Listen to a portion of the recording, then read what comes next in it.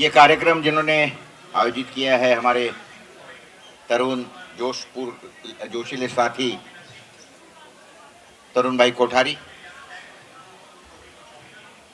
मंच पर उपस्थित हमारे मित्र अंबर कोहरी जी, एडवोकेट साहिल जी, अभय छेड़ा जी, हमारी सिमोना मैडम, यहाँ पर उपस्थित सभी हमारे भाई और दोस्तों, ऐसा है हम लोग जो यहाँ पर जी रहे हैं ये हम डेमोक्रेसी में यानी लोकशाही में जी रहे हैं। लेकिन यहाँ आने के बाद में मुझे ऐसा दिखता है कि हम डेमोक्रेसी में नहीं जी रहे हैं, तो एक हुकुमशाही में, एक बंदिस्त वातावरण में जी रहे हैं। देखिए, दिल्ली में आदमी जंतर मंतर पर क्यों आता है? वो इसलिए आता है कि उसकी सुनवाई वहाँ पे तहसील में, जिले में होती नहीं है, उसके स्टेट में होती नहीं है, तो आखिरी आदमी यहाँ आ जाता है। ऐसा है कि ये जो नक्सलवादी बनते हैं आदमी, तो नक्सलवादी क्यों बनता है? हमारे घर में समझ लो 2 छोटे बच्चे हैं, और 2 छोटे बच्चे हैं और उसके बाद में उनको भूख लगी, और भूख लगने के बाद में अगर उसने जो आपकी माँ को बोला माँ भूख लगी है, दूध दो या खाना दो, और माँ ने खाना न देने की जगह पे उनको 2 तमाचे मार दिए, तो बच्चा तो एकदम सहम जाएगा, फिर पिताजी के पास में जाएगा कंप्लेन करने के लिए कि मुझे भूख लगी थी, माँ खाना नहीं दे रही है। और बाप ने भी जाके अगर 2 रपट लगा दिया तो फिर बच्चा एकदम सहला जाता कि अब क्या करे। फिर वो बोलता चलो अभी को दूसरे कहाँ चले जाए, तो दादी के पास में चले जाए, और दादी के पास में जाता है कंप्लेन करने के लिए, मुझे भूख लगी है, खाना नहीं मिल रहा है, माँ मार रही है, पापा ठोक रहे हैं, तो अभी क्या करो? तो आप बोलिए उनको कुछ। लेकिन दादी जी भी उसको जाके अगर हाथ की काठी से अगर मारे तो फिर बच्चे क्या करेंगे?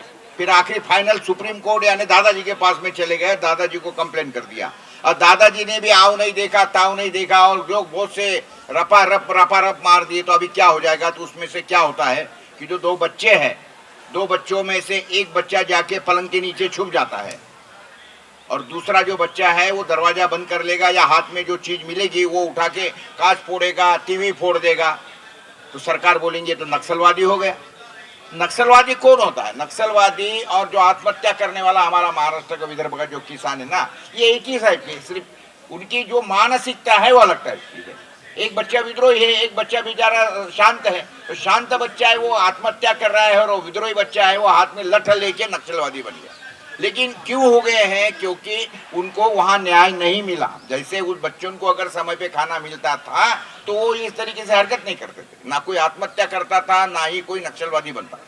लेकिन हुआ क्यों? जब यहाँ पे लोग आते हैं तो इसीलिए आ रहे हैं ना कि उनकी जहाँ पर सुनवाई होनी चाहिए थी वहाँ नहीं हुई, तो आखिरी फाइनल चलो भाई मोदी जी के दरबार में चले जाओ करके यहाँ आए।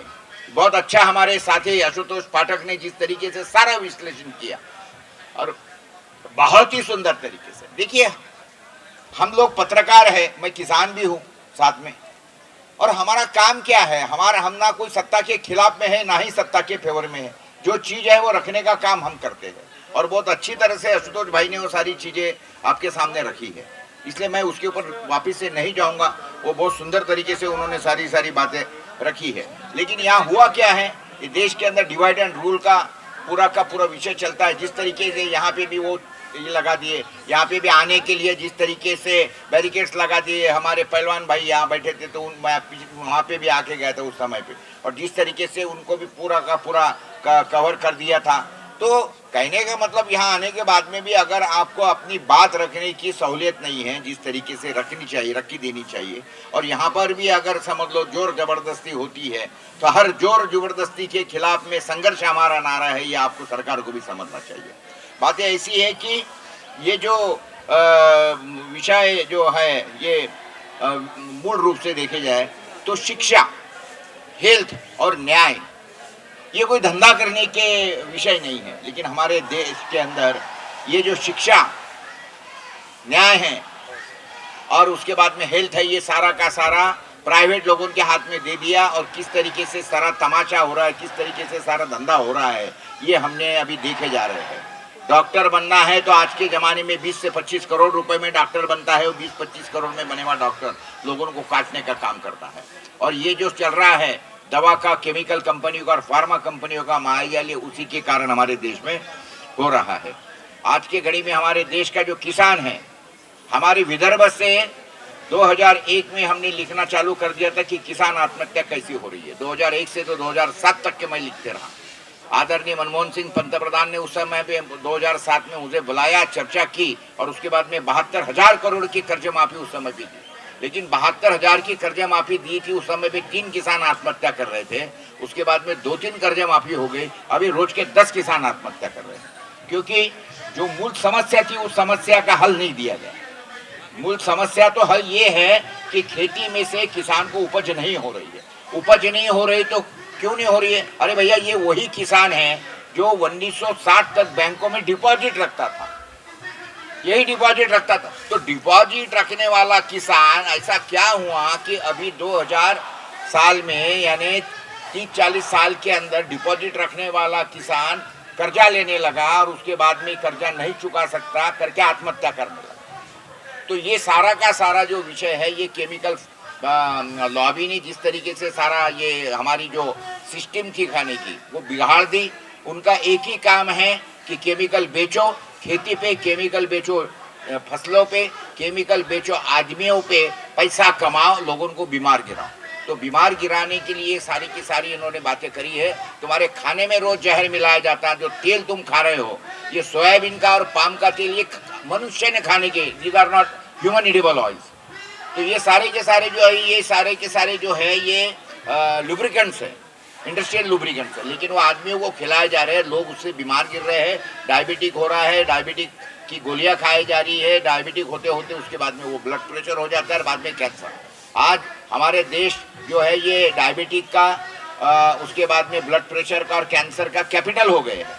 जिस तरीके से पंजाब से रोज कैंसर के पेशेंट ले लेके 2-2 ट्रेनें अगर ये यहाँ आ रही है तो समझ सकते हो आप। तो किस तरीके से अभी हमारे देश के अंदर कपास, गेहूँ, इसके जो दाम हैं, मैं हमारे इसका बताने की कोशिश करूँगा। 2 साल पहले हमने सोयाबीन बेचा था तो 8,000 रुपये में सोयाबीन बेचा था, अभी 4,000 रुपये सोयाबीन का दाम चलता है। 12,000 रुपये में मैं 2 साल पहले मेरी कपास बेची थी, लास्ट ईयर भी बेची थी, अभी कपास का भाव 6,000 रुपये हो गया। तो किसान और खर्चा बढ़ गया, यानी रासायनिक खाद का दाम बढ़ गया, डीजल बढ़ गया, मजदूरी बढ़ गई, बिजली के दाम बढ़ गए, मजदूर, ये सारी की सारी इनपुट कॉस्ट है बढ़ते जा रही है और आउटपुट, क्योंकि ये सरकार ने ये ठहरा लिया है कि किसानों को मारना है और उसको तो खेती में से बाहर निकाल के ये सारी की सारी जो खेती है कारपोरेट के हाथ में दे दी है। ये इनका षड्यंत्र है। तो ये बातें हमको समझनी चाहिए। और अभी इसी तरीके से पिछले बार मुझे तेलंगाना के मुख्यमंत्री केसीआर ने बुलाया था, वहाँ जाने के बाद में मैंने देखा कि उसके देश के अंदर वही तेलंगाना था जहाँ पे बिजली नहीं मिलती थी, लेकिन पिछले 10 साल से तेलंगाना सरकार ने ऐसा कर दिया कि पलक झपकने इतनी भी बिजली तेलंगाना में। फिर जब वो एक राज्य में, एक देश में जो डिस्पैरिटी चल रही है, यानी एक जगह पे एक किसानों को मुफ्त में बिजली मिल रही है, दूसरे किसानों को बिजली ही नहीं मिलती है पैसा देने के बाद में, तो और उसके बाद में उसके कृषि उपज के जो दाम हैं अगर इस तरीके से अलग अलग होते जाएंगे, दाम सतत गिरते जाएंगे तो दूसरा कोई, तो इसीलिए सरकार जो है हमको ऐसी ढूंढनी पड़ेगी, लगानी पड़ेगी कि जो किसानों की सरकार है, जिनको किसानों की समस्या समझती है। कोरोना के नुकसान के बारे में जिस तरीके से आशुतोष भाई ने सारा का सारा आपके सामने जिक्र किया है, और सबसे मैं आपका ध्यान अगर खींचना चाहूँगा, क्योंकि मैंने देखा है कि जो बाकी जो वक्ता थे उनके वक्ता के बातचीत में एक मुद्दा छूट गया, थोड़ा सा साहिल भाई ने बहुत अच्छी तरह से उसको एक्सप्लेन कर दिया कि ये जो नवी पैंडेमिक ट्रीटी आने वाली है, वो पैंडेमिक ट्रीटी के कारण क्या होने वाला है देश का, अब किस तरीके से गुलाम हो गए, क्या हो गए, और आने अभी जो हुआ सो हुआ। कोरोना काल में वैक्सीन ले लिए, वैक्सीन के कारण जो दुष्परिणाम हो रहे हैं, हमारे अंबर कोयरी भाई जो यहाँ बैठे हैं, तो अंबर कोयरी जी ने तो ऑलरेडी एक मोर्चा खोला है, और सिर्फ मोर्चा खोल के नहीं रुके, तो सिर्फ समस्या बोलना ये मतलब नहीं है, समस्या का हल। तो हमारे जो वकील साहब है नीलेश ओझा जी ने इसके बारे में काफ़ी ये लगाया है। मैंने भी मेरी केस, आपको मालूम है, मैंने मेरी भी केस जो है नुकसान की ये डाल के रखी है सरकार के पास में, लेकिन ये इस तरीके से जब तक के हजारों केसेस दाखिल नहीं होंगी तब तक के सरकार खुलने वाली नहीं है। तो ये नुकसान की भी कैसे डालनी चाहिए, जिसके ऊपर अंबर भाई ने क्या बोलते हैं उसको एक बहुत अच्छा काम करके रखा है कि उनकी जो वेबसाइट है अवेकन इंडिया मूवमेंट की, उसके ऊपर सारे के सारे डॉक्यूमेंट्स खोल कर, क्योंकि हर आदमी को कोर्ट में जाना, उसका खर्चा करना ये पॉसिबल नहीं है। तो उससे बेटर है कि ये सारी की सारी एक रूटीन में करो और उसके कारण एक बड़ी मूवमेंट वो हिसाब से हमारी चल सकती है। और इस तरीके से जो अभी हमारे मित्र तरुण भाई कोठारी जो है बड़े जोश से अभी दूसरा तीसरा आंदोलन उनका यहाँ है, और कोरोना काल के अंदर भी लगातार हम यहाँ जो जमा हुए, अभी देखिए समाज जो है वो 2-3 हिस्सों में बढ़ गया है, वैक्सीन लिए हुए और वैक्सीन ना लिए हुए, ये एक बंटवारा हो गया। और उसके बाद में क्या बोलेंगे उसको, ये जो उसको कोरोना को मानने वाले नहीं मानने वाले, और ये सरकार के इसके अंदर सारे भुने हुए पीसे जाने वाले। अभी देखिए उधर भी एक आंदोलन चल रहा है बड़ा मणिपुर का, लेकिन वो कैसा है कि अगर आप देखें कि अगर सरकार साथ होती है तो किस तरीके से आंदोलन सक्सेसफुल हो सकता है वो आपको बाजू में, क्योंकि मणिपुर सरकार ने उनको स्पॉन्सर किया, भेजा, तो सारी की सारी गाड़ियाँ भेज दी, और कोल्ड ड्रिंक है, पानी है। भाई समझता हूँ कि उनकी कुछ समस्या है, वो भी हमारे भाई है, मणिपुर आज जल रहा है, मुझे पता है, लेकिन अगर सरकार साथ दे तो जिस तरीके से उनका आंदोलन सक्सेसफुल हो सकता है, उसी तरीके से हमने ये जो आंदोलन छेड़ के रखा है, ये कोई गवर्नमेंट के खिलाफ का आंदोलन नहीं है, हम कोई देशद्रोही लोग नहीं है। हम भी चाहते हैं कि जो समस्या हमें ध्यान में आ रही है, हो सकता है हमारी गलती होगी, जिसका जिक्र आशुतोष ने किया, हो सकता है हमारी गलती होंगी तो हम उसके बारे में माफ़ी भी मांग लेंगे, लेकिन अभी पिछले 3 सालों के अंदर लगातार दिख रहा है कि जो बातें हम बोल रहे थे वो आज पूरी दुनिया मान रही है, तो सरकार ने उसका विचार करना चाहिए।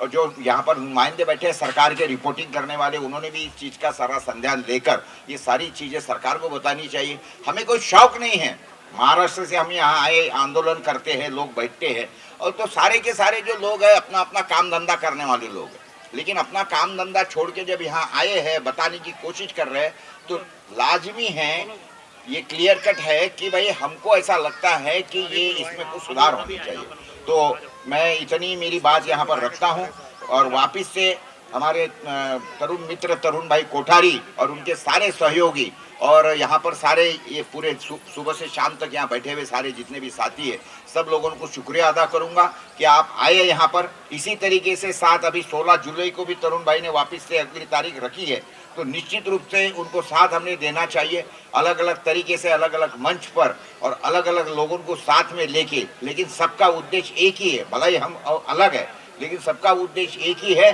कि कुछ ना कुछ सूरत बदलनी चाहिए, सरकार की नीयत बदलनी चाहिए। इसी के साथ में मैं मेरी बात समाप्त करता हूँ। जय हिंद। वंदे